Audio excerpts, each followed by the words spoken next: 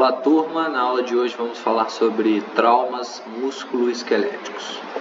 Então, a definição: a fratura é a ruptura da continuidade óssea, podendo ser dividida em fratura fechada, quando o fragmento ósseo não rompe a pele, e fratura exposta, quando o fragmento ósseo rompe a pele. O entorse, então, é uma lesão do ligamento presente em uma articulação. Então, nas articulações nós temos ligamentos, e uma lesão desse ligamento torna-se uma entorse. Por exemplo, a torção de tornozelo, torção de punho, dentre outros. E a luxação é uma lesão de músculos e tendões após o estiramento. Então, os tipos de fratura: na figura A nós temos uma fratura fechada e na figura B nós temos uma fratura exposta. Perda de sangue em fraturas. Então, a gente tem uma estimativa aqui do osso fraturado e a perda estimada de sangue. No caso do rádio UNA, 250 a 500 ml, húmero, cerca de 500 a 740 ml de sangue, pelve, 1.500 a 3.000 ml, fêmur, 1.000 a 2.000 ml e tíbia ou fíbula nós temos de 500 a 1.000 ml. E aí a gente relembra, né, que no adulto, a partir de 1.000 ml de perda já é uma hemorragia grave. Então, uma fratura de pelve, por exemplo, de bacia, seria uma causa aí de choque hemorrágico, por exemplo. Assim como uma fratura de fêmur ou até mesmo uma fratura bilateral, ou seja, dos dois fêmurs.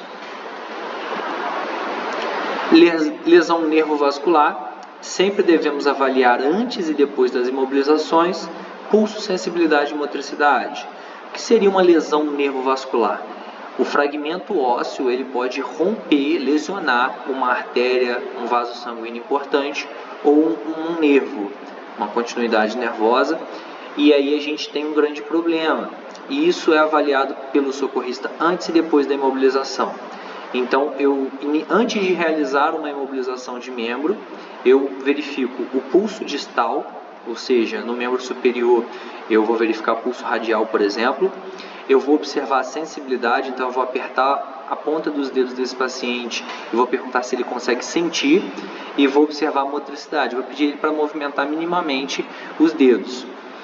E após realizar a imobilização com todos os equipamentos, eu verifico pulso, sensibilidade e motricidade novamente, a fim de identificar se a movimentação realizada para realizar a imobilização causou alguma lesão nervovascular.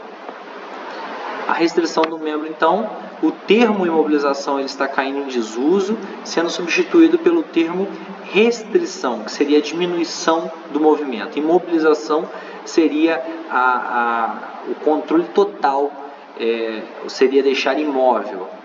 E isso normalmente não é normal, não é fácil de se realizar, então o termo mais correto seria restrição. Os motivos da restrição: previne o movimento do fragmento ósseo, podendo aumentar a lesão, né, causar uma lesão nervovascular, por exemplo.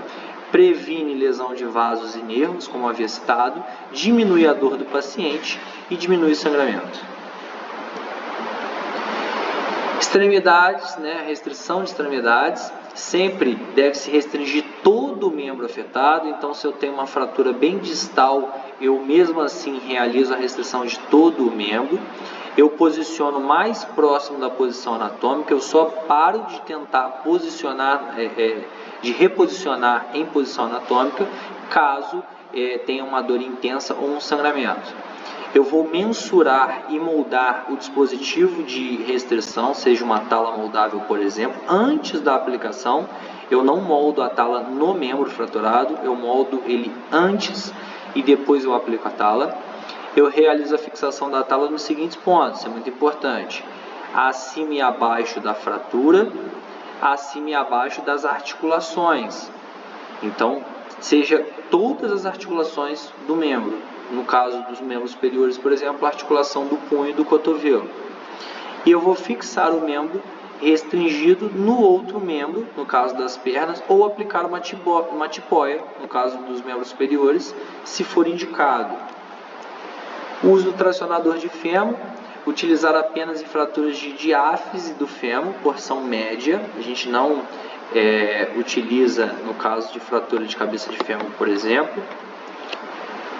Não utilizar em fraturas de epífise distal ou proximal do fêmur, como eu havia dito anteriormente. Lesão de pelve também é contraindicado, lesão na bacia, fratura na bacia. Amputação total ou parcial do membro, totalmente contraindicado.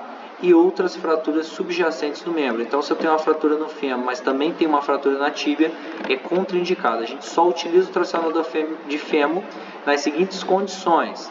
Quando eu tenho uma fratura em diáfise do fêmur, ou seja, no corpo, na porção média, e eu não posso ter fraturas de epífise distal ou proximal, exemplo, a cabeça do fêmur, lesão na pelve, uma fratura pélvica, por exemplo, amputação total ou parcial do membro afetado e outras fraturas subjacentes ao membro que existe a fratura do fêmur. Então, a imobilização do fêmur aí, um exemplo, eu tenho 2 talas e eu realizei aí a restrição desse membro. Observem que a segunda tala ela vai até a altura do tórax, fixando então ainda mais esse membro. A imobilização da pelve ela é indicada em pacientes com instabilidade pélvica e com sinais e sintomas de choque hipovolêmico. Então, quando eu suspeito de uma lesão pélvica, de uma fratura pélvica associado a sinais de choque hipovolêmico, eu devo realizar a restrição. A gente tem na gravura aí uma cinta pélvica, que não é uma realidade nos serviços públicos aqui do Brasil, e aí existem outras técnicas com a própria calça do paciente, com o colete de imobilização dorsal, o Candidation Device, por exemplo, o CAD, e o lençol também existe uma técnica, isso vai ser demonstrado nas aulas práticas. A síndrome compartimental ela é causada pelo sangramento interno ou inflamação do membro, comprimindo os vasos e nervos. Então a gente tem ali a compressão principalmente dos vasos venosos, e aí o sangue arterial continua a perfundir, e aí a gente tem o que chamamos de síndrome compartimental. A síndrome do esmagamento ela é muito comum em acidentes automobilísticos e em desmoronamentos, na qual a vítima fica presa ali em pedras, vigas, entre outros. Ela é causada pelo esmagamento de uma região muscular que gera uma grande liberação de ácido lático, mioglobina e potássio, causando aí arritmias cardíacas, falência renal aguda e pode levar à morte.